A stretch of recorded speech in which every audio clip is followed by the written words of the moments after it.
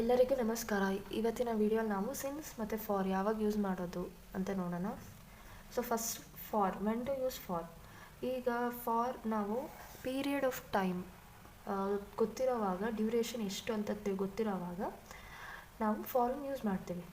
So example ನೋಡಿ, 10 years, 15 minutes, 9 months, 20 years, ಈ ಎಲ್ಲದಕ್ಕೂ ನಮಗೆ ಎಷ್ಟು ಸಮಯ ಎಷ್ಟು ಅಂತ ಗೊತ್ತು. ನಮಗೆ 10 ವರ್ಷ ಇಲ್ಲಿ ಮೆನ್ಷನ್ ಮಾಡಿದ್ದಾರೆ 10 ಅಂತ. ಸೊ ನಮಗೆ ಗೊತ್ತು ಎಷ್ಟು ಅಂತ.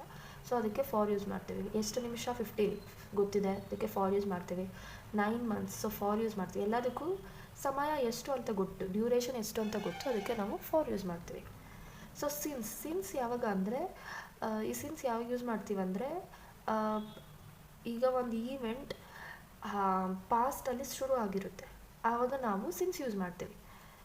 ನೋಡಿ, October, since October 2000, since October 2000 ಅಂದರೆ ಅಕ್ಟೋಬರ್ 2000 ಶುರು ಆಗಿದೆ ಅಂತ.